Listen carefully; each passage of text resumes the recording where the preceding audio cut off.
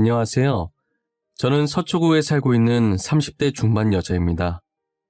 저는 나이에 비해 참 많은 일들을 겪은 것 같아요. 사고로 부모님도 잃고 남자한테 배신도 여러 번 당해봤어요.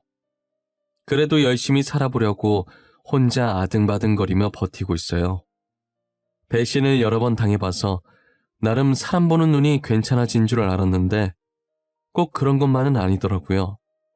사람 보는 눈은 여전했어요. 그런 사람들만 골라잡는 게 재주인가 싶기도 하고요. 그래도 저는 두 남자 덕분에 세상엔 믿을 사람 한 명 없다는 걸 깨닫게 되었습니다. 할 말이 정말 많은데 마땅히 털어놓을 곳이 없어서 이곳에라도 익명의 힘을 빌려 제 이야기를 해보려고 합니다. 저는 고등학생 때 트럭이 부모님 차를 덮치는 바람에 차가 전복되어 한순간에 부모님을 두 분 다 잃게 되었어요. 부모님 차를 덮친 상대는 면허가 취소될 정도로 음주를 한 상태였어요. 그 상황에서 제가 할 수 있는 일은 아무것도 없었어요. 그저 흰 천을 덮고 누워있는 부모님을 보며 장난치지 말라고 제발 눈 떠보라며 하염없이 우는 것. 저는 그거밖에 할 수 없었습니다. 부모님 장례를 마치고 집으로 돌아와 텅 빈 집을 쳐다보았어요. 아무도 없다는 걸 알면서도 괜히 부모님을 불러보았어요. 역시나 제게 돌아오는 답변은 없었습니다. 더 이상 대답해줄 사람이 없다는 걸 믿고 싶지 않았어요. 저는 학업에도 손을 놓고 한동안 멍한 상태로 지냈습니다. 선생님은 그런 저를 보며 안타깝다는 표정을 하고 계셨어요. 지우야, 이제 그만 슬퍼하고 다시 공부해야지. 너 대학교 가고 싶어 했잖아. 선생님이 도와줄게. 선생님, 저는 이제 공부하고 싶지 않아요. 아무리 성적이 좋아도 제게 칭찬해줄 사람이 더 이상 여기에 없어요. 부모님이 이런 모습 보시면 얼마나 속상해 하시겠어. 다시 부모님 만났을 때 혼자서도 이렇게 열심히 잘 살았다고 전해줘야지. 저는 선생님의 진심이 담긴 말씀에 다시 정신을 차리고 학업에 집중할 수 있었어요. 부모님은 돌아가시면서 제게 꽤 많은 재산을 남기고 가셨어요. 그래서 남들이 아르바이트 할 때 저는 힘들지 않게 대학까지 무사히 졸업할 수 있었어요. 가만히 있으면 잡생각만 날 것 같아서 졸업하고 곧바로 취업 준비에 들어갔어요. 다행히 제 성적이 좋았어서 꽤나 높은 연봉을 주는 곳에 단번에 취직했습니다. 아르바이트를 해본 경험이 없어서 그런지 회사 다니면서 상사한테 욕도 많이 먹고 분위기 자체도 되게 삭막했어요. 한 번은 동기들이 시기 질투를 하면서 뒤에서 제 험담을 하는 것도 여러 번 들었고요. 저는 회사 분위기에 적응을 못하고 혼자 다니게 되었어요. 너무 힘들어서 그만둘까 생각하고 있었는데 대리님이 나타나서 이것저것 도와주시더라고요. 지우씨, 표정이 왜 그래요? 일이 잘 안 풀려요? 아니면 부장님한테 혼났나? 아니에요. 그냥 제 자신이 왜 이러나 싶어서요. 이런 일도 제대로 못하는데 앞으로 어떻게 해야 하나 싶고. 난 또 뭐라고? 원래 입사 초반엔 다 힘들죠. 처음부터 잘하는 사람이 어디 있어요. 그렇긴 한데 제가 동기들보다 많이 뒤처지는 느낌이라서요. 열심히 해도 안 되니까 너무 답답해요. 앞으로 힘든 일 있으면 제가 지우씨 옆에서 열심히 도와드릴게요. 그러니까 쓸데없는 걱정은 하지 말고 같이 잘해봐요. 대리님은 나이가 저보다 3살 많았어요. 회사 일로 힘들 때 몰래 도와주고 조언도 아낌없이 해주셨어요. 저는 그렇게 대리님과 가깝게 지내기 시작했습니다. 대리님이 회사 생활로 힘들어하던 제게 먼저 손을 내밀어주고 자기 일처럼 도와주니까 자연스럽게 개인적인 감정으로 점점 마음이 가는 게 아니겠어요. 회식 날이 되자 대리님은 제게 술 안 마시고 싶으면 안 마셔도 된다고 하며 제 옆에 앉아 물과 휴지 등등 이것저것 챙겨주셨어요. 직원들은 그런 모습들을 보고 저희에게 짓궂게 장난을 치기 시작했어요. 대리님, 지금 뭐 하시는 거예요? 저희는 한 번도 챙겨주신 적 없으시잖아요. 맞아요. 요즘 계속 지우씨 옆에만 계시던데 설마 아니죠? 둘이 저희 몰래 뭐 있는 거 아니죠? 에이, 아니에요. 저희 아무것도 없어요. 그냥 제가 힘들어해서 대리님이 도와주시는 것뿐이에요. 있긴 뭐가 있다는 거야. 신입사원이 힘들면 도와주는 게 선배의 기본 매너지. 너네도 나를 좀 보고 배워. 힘들어하는 신입들 챙겨주라고. 대리님은 직원들 장난에 젠틀하게 답해주셨습니다. 회식 때 어색한 분위기엔 게임만 한 게 없다며 게임을 시작했는데요. 평소 저는 게임을 잘 못해서 어김없이 벌칙에 걸리게 되었어요. 제가 술을 마시려고 술잔을 드는데 대리님이 잔을 뺏어 들고 흑기사를 자청했어요. 직원들은 그 모습을 보고 환호를 보내며 소원을 들어줘야 한다고 난리였습니다. 지금 당장 소원이 없는데 이거 혹시 나중에 쓰면 안 되는 건가요? 에이, 대리님 안 돼요. 그 소원권은 오늘 하루 동안만 유효한 거라고요. 지금 빨리 쓰셔야 돼요. 오늘이 지나면 못 써요. 오늘 안에만 쓰면 되는 거죠? 12시 전까지만 쓰면 되는 거잖아. 근데 꼭 이 자리에서 써야 하는 거예요? 밖에서 따로 쓰면 안 되나?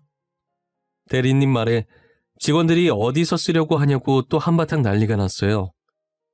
집 가는 길이 대리님과 제가 같은 방향이라 둘이서 길을 걷고 있었어요. 대리님은 아무 말 없이 걷고 있다가 대뜸 시계를 보더니 아직 12시가 안 지났다며 지금 소원권 써도 되는지 물어봤어요. 제가 그러라고 하자 질문 2개만 하겠다고 하시더라고요. 지우씨, 지금 만나는 사람 있어요? 아니요, 없어요. 혹시 괜찮으면 저랑 만나보실래요? 뭐예요? 설마 대리님 이거 고백이에요? 지금 저한테 고백하신 거 맞아요? 네. 지우씨만 보면 신경 쓰이고 챙겨주고 싶고 그렇더라고요. 그냥 동료라서 그런 건가 했는데 아니었어요. 저 지우씨 진짜 좋아해요. 그렇게 대리님과 저는 좋은 감정으로 만나게 되었어요.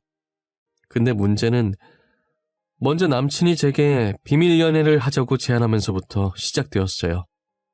저도 괜히 회사에 사내 연애한다고 알렸다가 긁어부스럼 만들기 싫어서 알겠다고 했어요. 그렇게 저희의 아슬아슬한 비밀 연애가 시작되었습니다. 사귀는 동안 남친은 돌아가신 저희 부모님의 빈자리를 열심히 메꿔주려고 노력하셨어요. 1년 가까이 연애를 하면서 한결같은 남친의 모습에 당연히 전 더욱 좋아졌고요. 저희는 얼마 지나지 않아 결혼 얘기까지 오가게 되었습니다. 오빠, 우리 이제 나이도 있고 만난 지도 꽤 됐잖아. 그래서 말인데 혹시 나랑 결혼할 생각은 없어? 결혼? 나야 당연히 결혼하고 싶지. 너같이 나한테 잘해주는 여자가 어디 있어? 무슨 소리야. 오빠가 훨씬 더 나한테 잘해주지. 우리 부모님 빈자리도 다 오빠가 채워주고. 그건 당연히 해야 하는 거지. 근데 지우야, 난 너랑 결혼하는 것도 좋은데 동거부터 시작하는 게 좋지 않겠어? 왜? 오빠네 부모님이 나 싫어하셔? 결혼하지 말래? 그런 건 아닌데 연애할 때 죽고 못 살던 사람들도 살아온 환경이 달라서 결국 다시 갈라선 경우들이 많더라고. 그런가? 오빠가 나보다 더 생각이 깊네. 그럼 결혼은 나중에 하고 동거부터 시작하는 걸로 해. 그렇게 저희는 동거 먼저 해보기로 결정했습니다. 남친이 어느 정도 돈을 모아두긴 했지만 집을 살 정도는 아니었어요. 제가 반 정도 보태겠다고 했는데 한사코 거절을 하시더라고요. 어차피 저희 집은 저 혼자 살고 있어서 여기서 동거를 하기 시작했어요. 같이 사니까 제법 신혼부부 같고 좋더라고요.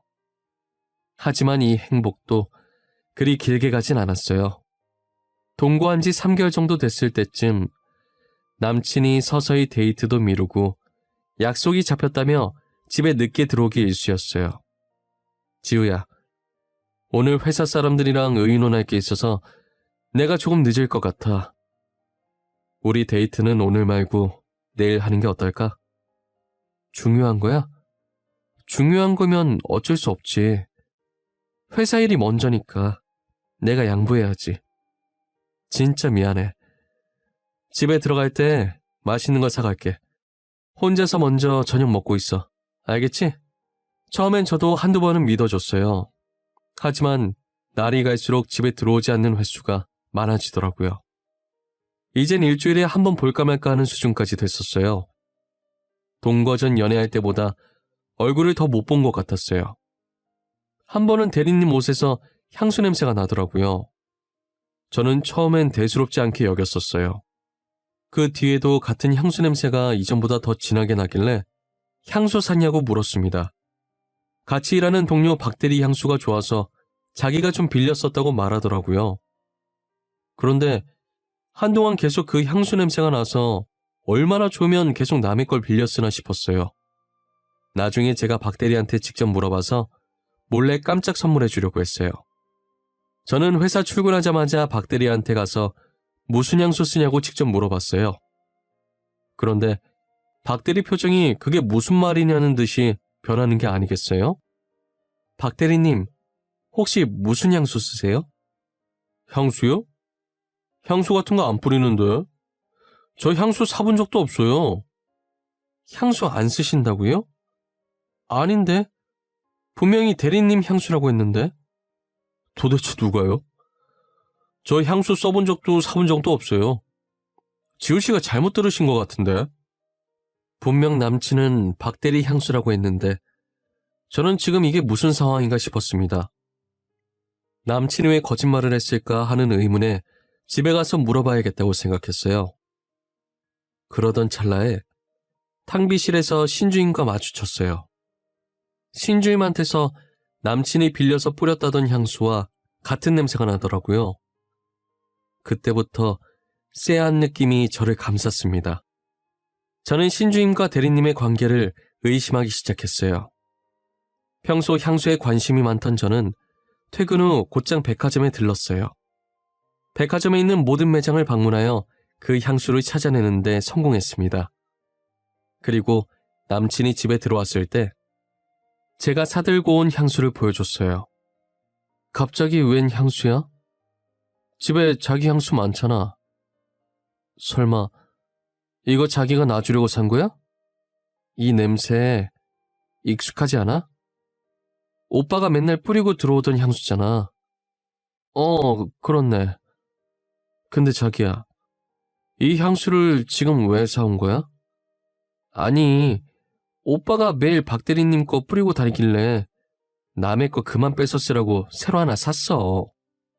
제게 향수를 받은 대리님의 표정에서 당황하는 모습이 그대로 드러나더군요.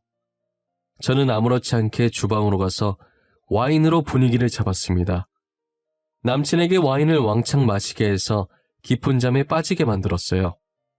남친이 자고 있을 때 몰래 휴대폰 지문을 풀어서 먼저 카톡 대화 내용부터 봤어요. 제게 지난주에 친구 집에서 자고 온다고 했던 날 신주임이 아니라 서주임이랑 놀았더군요. 이번 주에도 약속이 있다며 못 들어올지도 모른다고 했었는데 그게 서주임과 호텔 예약해서 여행 가는 것이었어요. 모든 대화 내용을 제 휴대폰으로 옮겨놨어요. 당연히 제가 휴대폰을 사용했던 흔적도 깔끔히 없앴고요. 누가 업어가도 모를 정도로 자고 있는 남친의 자켓에서 차키를 꺼내 들고 나갔습니다. 남친 차에 가서 블랙박스 메모리칩을 빼서 새 거로 갈아 끼웠어요. 원래 들어있던 메모리칩을 들고 제 방에 있던 노트북에 꽂아 영상을 확인했습니다. 서주임이 1년도 넘게 남친 차를 타고 다녔더라고요. 둘이서 나눈 대화 내용에도 명백한 불륜 증거들이 있었어요. 저는 이 두 사람에게 제대로 복수해줘야겠다고 생각했어요. 남친은 친구 집에 놀러가고 있다고 남긴 메시지를 끝으로 연락이 끊겼어요. 저는 몰래 대화 내용이 있던 호텔 로비에서 시간 맞춰 기다리고 있었고요. 얼마 지나지 않아 체크인을 하러 들어오는 두 사람이 보이더군요. 저는 놓치지 않고 영상으로 그 모습들을 다 담았습니다. 그리고 제가 선물했던 향수를 들고 그들 면전에 뿌리기 시작했어요. 아! 박주임! 이게 무슨 경우 없는 짓이야! 박주임, 여기는 어떻게 알고 왔어? 지금 집에 있어야 할 시간 아니야? 왜 지금 당신이 여기에 있는 거야? 아, 지금은 내가 박주임이야? 너는 내가 여기 있는 게 중요하니? 니들이 하고 있는 짓들이 중요하지. 왜? 내가 못 올 곳이라도 왔나 봐? 넌 여기가 친구 집이니? 이거 다 오해야, 박주임. 내가 다 설명할게. 그러니까 조금만 진정해. 내 얘기 좀 들어봐, 제발. 오해? 오해는 무슨 오해야? 지금 둘이 떡하니 팔짱 끼고 호텔에 들어온 게 오해라고? 말 같지도 않은 소리 그만해.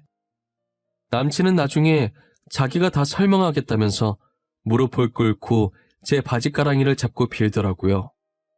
알고 보니 남친이 제 재산을 보고 일부러 접근한 거였어요. 실제로는 서주임과 더 오래 연애를 해왔더라고요. 서주임도 남친이 양다리였다는 걸 모르는 눈치였고요. 서주임은 처음에 제게 화를 내다가 저희의 대화를 듣더니 양다리였다는 걸 알고 남친 뺨을 때리고 호텔을 나갔어요. 저는 이 사실을 전부 회사에 내부 고발할 거라고 협박했습니다. 남친이 다시는 안 그러겠다고 비는데 그 모습도 정이 떨어지네요.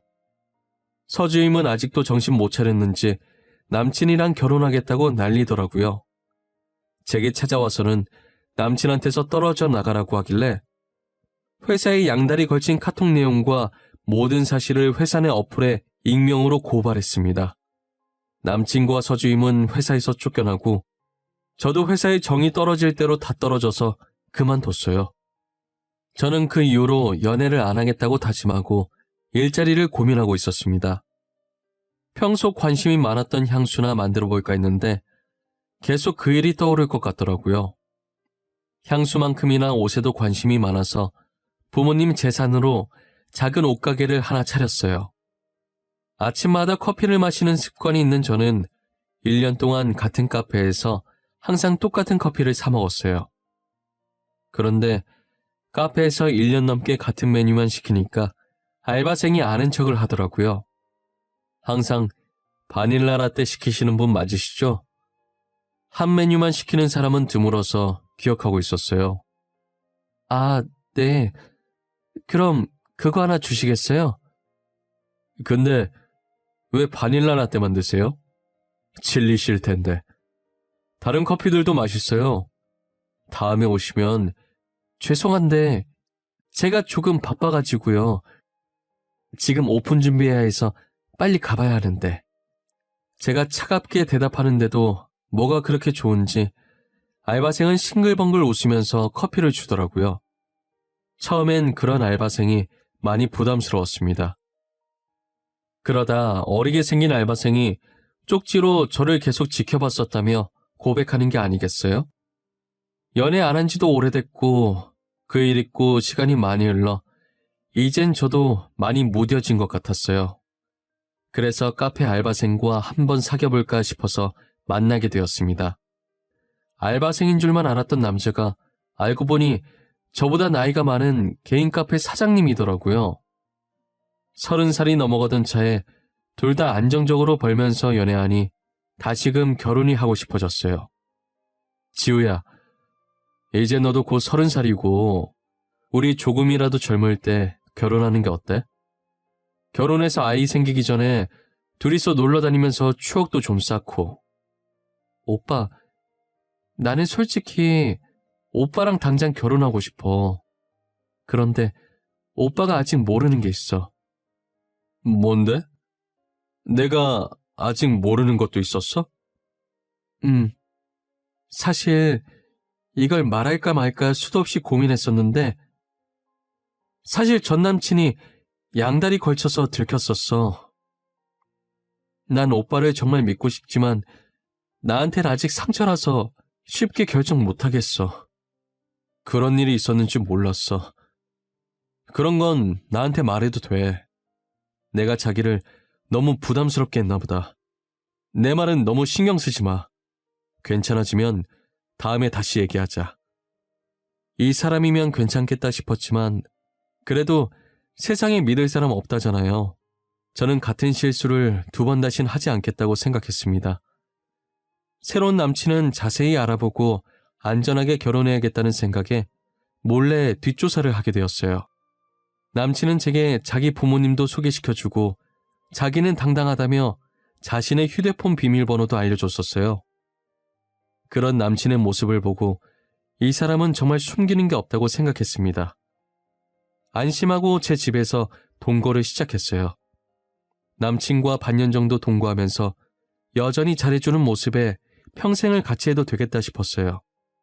그래서 결혼하려고 정식으로 남친 부모님께 인사드리고 갔고요. 속전속결로 드레스 예약하고 결혼 날짜에 식장까지 잡아놨습니다. 결혼 전날 이것저것 준비할 게 많아서 피곤하더라고요. 할 일을 끝내고 나니 졸음이 쏟아져서 저는 일찍 잠들었어요. 그러다 잠시 잠에서 깼는데 옆에 있어야 할 남친이 없었어요. 문 쪽으로 다가가니 남친이 거실에서 몰래 누군가와 통화 중이더라고요. 여보라고 말하는 남친의 목소리에 두 귀를 의심했어요. 저는 본능적으로 휴대폰을 들어 몰래 찍고 있었죠. 바보같이 제가 잔다고 생각한 건지 당당하게 스피커폰으로 통화하고 있어서 상대방 목소리도 선명하게 들리더라고요. 여보, 이번 일만 잘 끝나면 여보한테 명품백 2-3개? 그건 그냥 사줄 수도 있어. 조금만 기다려봐. 알겠지? 진짜? 빨리 여보가 하는 일 끝났으면 좋겠다. 나 지금 너무 기대돼. 친구들한테 자랑할 거야. 당연히 자랑해야지. 앞으로 자기한테 좋은 거 더 많이 해줄 수 있어. 나 믿지? 그러니까 조금만 기다려줘. 알고 보니 남친은 이미 여친이 있었습니다. 제 재산을 뒤로 빼돌릴 생각으로 사기 결혼을 결심한 것이었어요. 그리고 시어머니와 시아버지도 돈 주고 연기를 부탁한 사람들이었더라고요. 남친은 애초에 제게 사기칠 목적으로 다가온 거였죠. 이 사실을 알고 화가 난 저는 평생 잊지 못할 결혼식을 만들어주겠다고 생각했어요. 모두가 보는 앞에서 망가져가는 남친의 모습을 상상하니 그렇게 짜릿할 수가 없었습니다. 결혼식장에서 남친과 나란히 입장 후 축가 부르는 시간이 다가오고 있었어요. 저는 사회자에게 축가 부르기 전에 제가 따로 준비한 게 있다고 말했죠. 오빠를 위해서 선물 하나를 몰래 준비했어. 내가 준비한 영상을 보면 이 순간을 평생 잊지 못할 거야. 난 지금도 너무 행복한데 무슨 선물까지 준비했어. 도대체 언제 준비한 거야? 결혼 전에 많이 바빴을 텐데. 틈틈이 준비했지.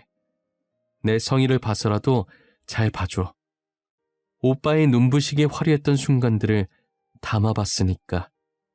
곧바로 전날 찍어놨던 영상을 틀어버렸습니다. 그 영상을 본 남친은 당황해하며 얼른 끄라며 소리치고 난리였어요. 남친은 끝까지 거짓으로 무장했더라고요. 하객들도 다 알바였고 그중 한 명이 영상을 보자마자 불륜 현장이라며 실시간으로 인터넷에 올렸어요. 당연히 결혼식은 엉망이 됐고 불륜 영상이 빠르게 퍼지면서 남친의 카페 정보까지 다 뜨게 됐어요. 결국 카페 주인이 불륜남이라고 동네에 소문이 퍼지면서 카페는 쫄딱 망하고 말았죠. 2번씩이나 남자한테 상처받은 저는 이제 하고 있는 일에만 몰두하기로 했습니다. 한 번은 SNS 스타가 저희 가게를 방문해서 쇼핑하는 사진을 찍어 올린 겁니다. 그 사진을 본 팔로워들이 저희 가게를 알아낸 후 빠르게 입소문이 났어요. 작은 옷가게에서 시작했던 제가 이제 인터넷 쇼핑몰까지 나아가 성공하게 되었습니다. 저는 제 힘으로 열심히 번 돈과 부모님의 재산으로 평생 혼자 살 생각이에요. 그런데 제가 성공했다는 걸 알았는지 첫 번째 전 남친한테 잘 사냐고 연락이 왔었어요. 저와 이혼하고 그닥 잘 사는 것 같지 않더라고요. 지호야, 요즘 너네 가게 SNS에 많이 보이더라. 네 생각이 나서 연락해봤어. 잘 지내? 내 생각을 네가 왜 해? 나는 너랑 헤어지고 훨씬 잘 지내. 서주임은 너가 나한테 연락하고 다니는 거 알고 있니? 걔 말은 하지 마라 짜증나니까. 걔 나보고 결혼하자 하더니 결혼한 지 1년도 안 된 애가 바람펴서 이혼한 지는 꽤 됐어. 그거 듣던 중 반가운 소리네. 네가 한 말 중에 제일 재밌다. 끼리끼리 만났구나 아주.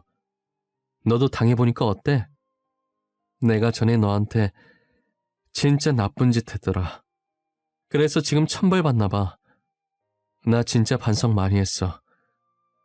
다신 안 그럴 테니까 한 번만 용서해주라.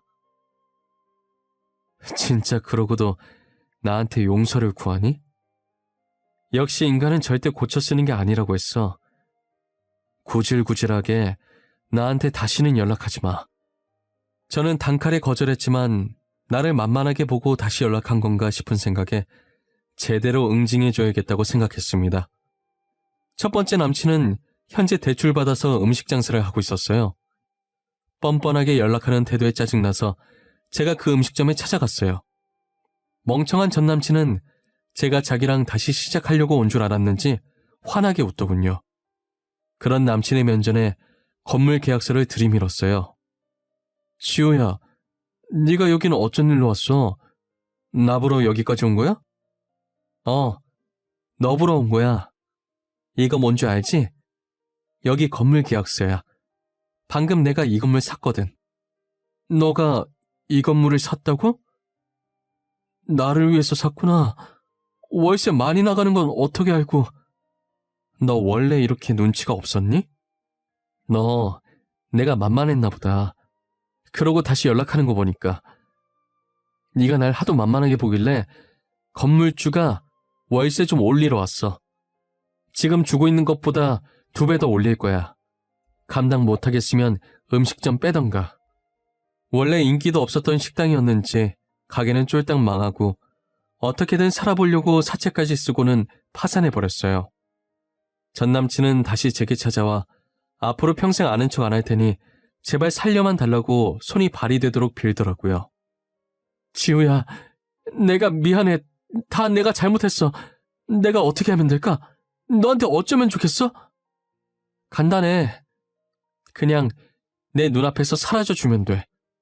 머리카락 한 올도 보이지 말고 그대로 사라져. 내가 사라져줄게. 앞으로 평생 아는 척 안 할게.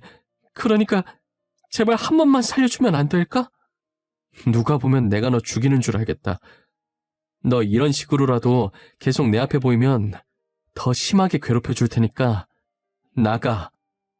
전 남친은 연신 미안하다고 앞으로 찾아올 일 없을 거라며 도망가 버렸습니다. 2명의 남친 모두 제 재산만 보고 만난 게 억울했지만 이렇게라도 돈으로 복수할 수 있으니 정말 다행입니다. 눈에는 눈, 이에는 이라고 하잖아요. 돈에는 똑같이 돈으로 응징을 해줘야 하는 것 같습니다. 앞으로 연애를 할 수 있을지 모르겠지만 혹시라도 다음에 연애를 하게 된다면 명품 선물도 하지 않고 아예 돈 없는 척 해야겠다고 생각했어요. 무너져가는 집이라도 하나 사서 못 사는 척 연기해야 하나 싶습니다. 여러분들은 아무리 좋아하는 사람이라도 모든 걸 내보이지 마세요. 저처럼 약점이 될 수도 있답니다. 제 이야기는 여기까지예요. 지금까지 들어주셔서 감사합니다.